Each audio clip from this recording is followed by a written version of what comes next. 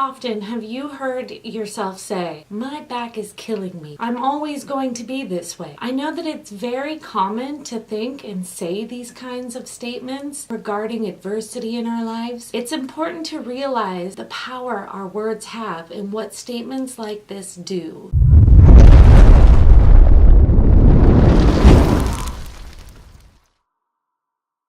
These statements actually strengthen negative energies in your body and increase pain, whether it be emotional and or physical pain. Our vocabulary affects the way our bodies experience and perceive sensations. It is documented that once a thought is released from your brain, it takes only 20 seconds to affect the body's nervous system, respiratory system, and circulation. Look closely at the statements, "My back is killing me," and "I'm never going to get better." Statements that begin with my, I'm, and I are what attach your identity to the statement. When we use statements that attach our identity to a specific circumstance, it becomes more difficult for our brain to separate you from the experience. When you begin to detach from the sensations in the body, you can then begin to center on your emotions and your thoughts. This begins the process of giving you your power back. You do get to decide what you want to think. It does require some mindfulness and some awareness. The results are that you will become empowered by doing so. This is a phenomenon that is explored in the research of neuroplasticity. Neuroplasticity is all about changing your brain. Neuroplasticity shows us groundbreaking research in how our thoughts and emotions physically manifest in our bodies. I'm going to tell you how to rewrite your personal narrative so that your story is less about pain and more about power. Let's start with a very simple exercise to begin. Make a list of your frequent pain or negative statement. For example, you may find yourself saying, "My chronic pain is killing me." Underline every word that is attaching yourself to your circumstance. It is discounting your abilities or giving away your power. Rewrite these pain statements with the underlined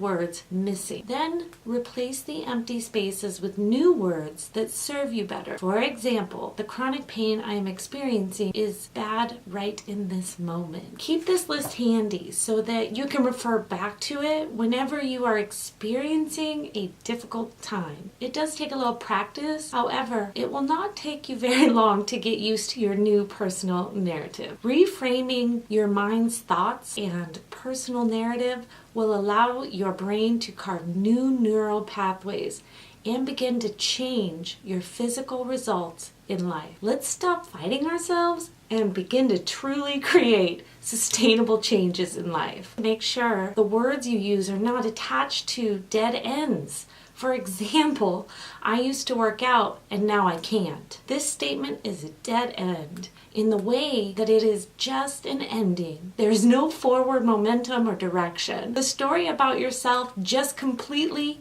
ends in the statement. So don't become stuck in the narrative of "I used to" or "I can't," because these kinds of statements lend themselves to anxiety and feelings of worthlessness. And if you're struggling, these are feelings that you do not need to be adding in your life. It's important to see a future and not just an ending. I previously gave an example where I reframed "I'm always going to be like this" to "It is like this for now." Do you see how I have detached myself from the circumstance and left an open ending? This is not about faking it until you make it. This is about using your thoughts and speech to begin detaching your identity from your circumstances in life. The stories we tell ourselves shape and determine our future. Be sure the story you're telling yourself is a damn good one. Due to the undeniable research on this topic and my personal experience, I have each of my clients write their story as a message of hope. The act of writing your story from this perspective